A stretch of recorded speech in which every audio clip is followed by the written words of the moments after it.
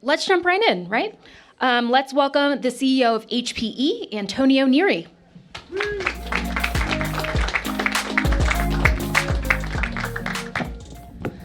Okay, so you just told me something pretty insane. This is your 12th year at Axios. I was getting ready.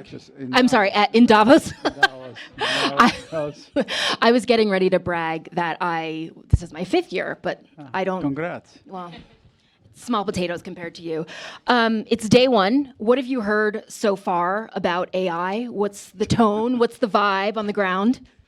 You've been talking about AI for a year plus, even last year when we were here. First of all, thank you for inviting me, and good afternoon, everyone. I hope you will have a great week here at Davos. Looks like the weather will be benign all the way to Friday, so that's good. No, I mean, obviously AI continues to be a topic of discussion now, more from an idea to now being deployed. And with the challenges we see in the world, now stepping up into more the conversation about regulation, responsibility, and obviously sovereignty. But how is you said, it was previously an idea, now we're moving more into deployment. I mean, how else has the conversation around AI changed relative to 2025? And I know it's still day one, but what's your thought on that?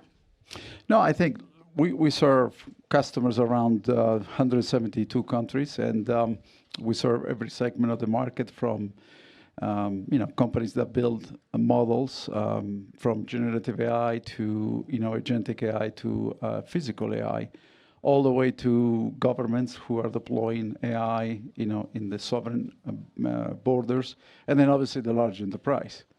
And what we see now is that the percentage of inferencing, because you talk about AI, you talk about training, and you're talking about inferencing, the percentage of inferencing is growing very rapidly, which tell us that obviously it's being deployed for different reasons, for production or for delivering specific outcomes. And so that's a very good sign, which means customers are finding a return on investment and they're finding the value of it. But new challenges come all the time, space, power, cooling, bias, all these things have to be dealt as you go, and then regulation and compliance. Relatedly, you wrote a blog for the WEF about digital sovereignty, and the first line of your post says, "The debate taking place today about digital sovereignty is no longer theoretical." I want to hear what you meant by that, and do you think it was a theoretical conversation last year, and this year it's not anymore? I think a year or two ago, people were still trying to figure out what AI was going to do. I think now they've realized, as well with some of the tensions we see around the world, through national security to geopolitical aspects, that now you have to take control of your destiny. The potential for AI is there, no question about it, but there are other challenges you have to solve. Customers have been going through the digital journey, and COVID was an accelerator of that. Automation now is at a new level. But when you think about AI, it's all about the data and how you use that data. And so in the past, we talk about data sovereignty. We talk about, here in Europe, GDPR and the like. But now it's all about how I control what data is being used for these models and making sure the provenance that the data is protected. So I think is definitely a topic, and as well as where the models are coming from. What data has been used to train them in the past in the public domain. And therefore, controlling the model also has an aspect of controlling your culture. I know you have talked and written a lot about distributed AI. And something I want you to help me with, I want you to help me reconcile this idea of maintaining digital sovereignty, but also this idea that you talk about, distributed AI. How can both of those things be true? Yeah. If you think about some of the use cases in the past, and thinking about controlling data, I actually think there is a way to share insights and knowledge without sharing the data.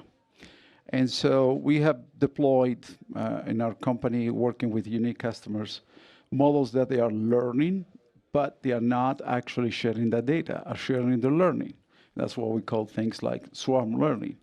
For example, that use case was deployed here in Europe with an entity called DZNE in Germany, who is doing a long-term research to solve issues like Alzheimer and dementia. But you want to protect the data. In some cases, strict regulatory environments associated with that data, but you still want to share the knowledge so we all can proceed and progress much faster.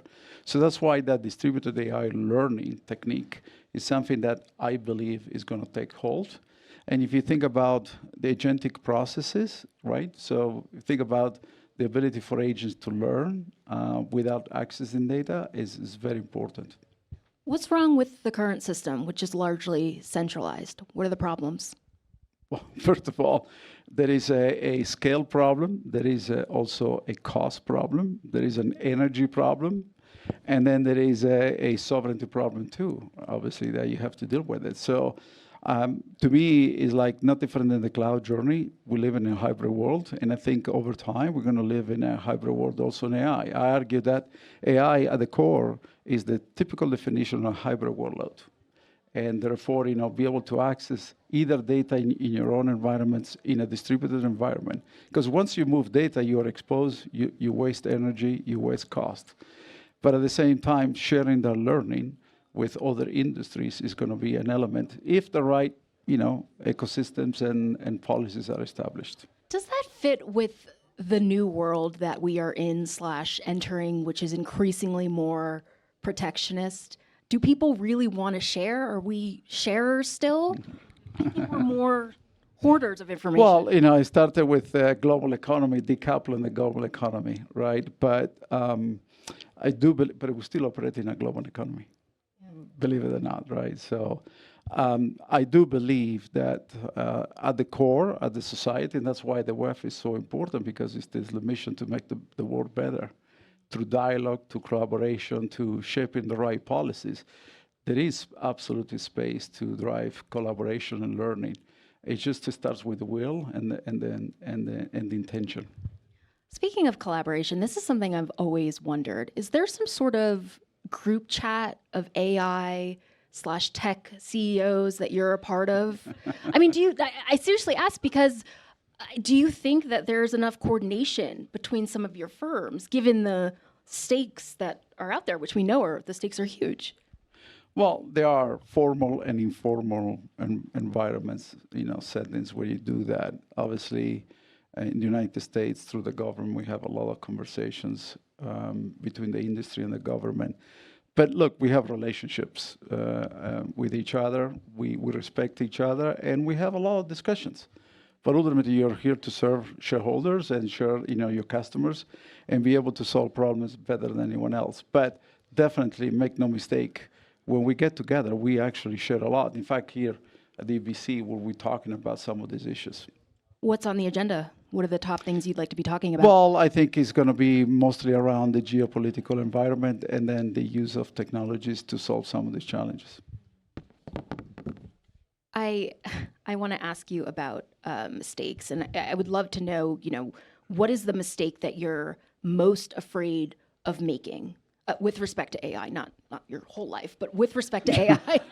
I mean, we can talk about that too. But I made a lot of mistakes in my life. What are you? And I learned a lot. What are you most afraid of getting wrong? Yeah. Well, first, I will say the biggest mistake you make is not to get on board and wait. I think that's we have a saying in the company that the future belongs to the fast. And if one event that taught us a lot was COVID. People that were digitized and were automated were better prepared to deal with that challenge. So I think the first mistake is not to get aggressive in learning and understanding this technology and start using it where it makes sense. Obviously, you have to have processes, governance, and all of that. But I think that's mistake number one. I think many companies may be making today. Second is, look, we as a company have a unique set of culture and values, and I will stay, aligned and true to those. We developed a ethical code for AI, which is public, and we are sharing it for ourselves and with, how we develop the solutions for our customers. But ultimately, it comes down to really embracing it, because this has the potential to change many things. Do you think about the tension between ethics and how quickly the technology is evolving? Is that an argument to perhaps not move as fast? No, I don't think so. But I think the private sector has a responsibility to really be part of the solution and not wait for governments to solve the problem. Because the government, look, the best intentions and all of that, they don't have the deep expertise, they don't have the resources, they don't have the capabilities. So we have to come and solve that ethical or the regulation together so that we both win. The society and the citizens with technology be able to deliver what they need. What's something you wish policymakers, government officials understood better about what you do on a day-to-day basis and AI at large? Well, as every time I get with some of the government officials, I always say, look, why we don't take individuals in the government and we rotate them to companies like ours so we can teach them. Because Like an apprenticeship? Yes. Like President Trump doing an apprenticeship No, at HPE? President, I talk about the staffers in the layer below, which ultimately Okay. do a lot of the work, right? That ultimately feeds up into the system to shape some of these policies. So I think we need to do more of that because we are uniquely positioned and privileged.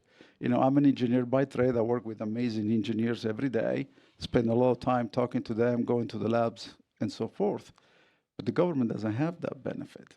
And so if we want to go faster, we want to get it right, we want to have institutions that are knowledgeable about this, we should have a program where, you know, as young population gets into the government, they should be able to understand what technology does and doesn't.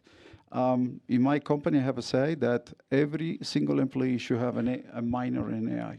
Doesn't matter if you're in finance, legal, HR, whatever, because that makes you stronger for the future and position you to do the job better. That's a really interesting idea. Do you think it should work the other way as well, Antonio? Should you do an apprenticeship with the federal government? Yeah, well, we have you know, executives that have gone into the government all the time. But not you personally. No. Something I learned about you is that you're quite passionate about art.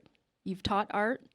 I studied study art. I'm a professor in drawing and painting, and so when I have time, I'm able to spend some time doing what I really like. But I always said, you know, on the other side, I'm an engineer, and so if I would start all over, I would be an architect. Okay, got it.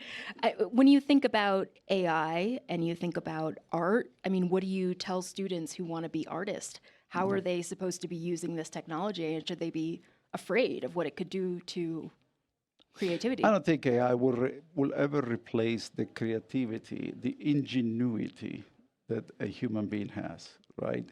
Definitely will spark ideas, will accelerate concepts, but you know, look, it's not easy to paint acrylic on a canvas, then just do it, prompt, do this for me and do it. I don't value that art. But I do believe AI can help learn new techniques, also learn new concepts, spark different thoughts, but ultimately it's you, your brain, in your hands, who paint and put that idea into something that hopefully is magical. Do you think one day you will value art that AI has made? Well, think about NFTs, right? You know, think about some of that happens. You know, definitely there is an opportunity, but I'm more the traditional Fair person. enough. One last question for you. Just as a CEO in corporate America, how do you think about the shifting macroeconomic backdrop, macroeconomic policies, under which AI is operating right now that may look different a week from now? Heck, it may look different tomorrow. How do you operate in an environment like that? Is it tougher to make decisions now? I have to tell you, in 2 weeks, it will be my 8th anniversary as the CEO of Hewlett Packard Enterprise. Congrats. Thank you. But I never imagined the world will be what it is today, or all the issues as a CEO or any position in the company you have to deal with it. You know, we had first a big regulatory change in the United States. Then we had obviously the COVID event. We had supply chain disruption. We have geopolitical tensions we have wars. And so as a CEO, you have to be resilient, and you need to stay focused on the things that you can control, and then never forget where you can contribute, do it in the context of your community and the shareholders you serve. But fundamentally, yeah, every decision stops with you at some point, and you need to be comfortable to make that decision. But you have to have the right people around you so that you can learn from it. I always said, the day I stop learning, it's time for me to go. Do you feel like relative to 8 years ago, there is less and less in your control? No, I think there are different challenges. You still can control what you want to do or not to do. Definitely, there are challenges in how you navigate some of the issues.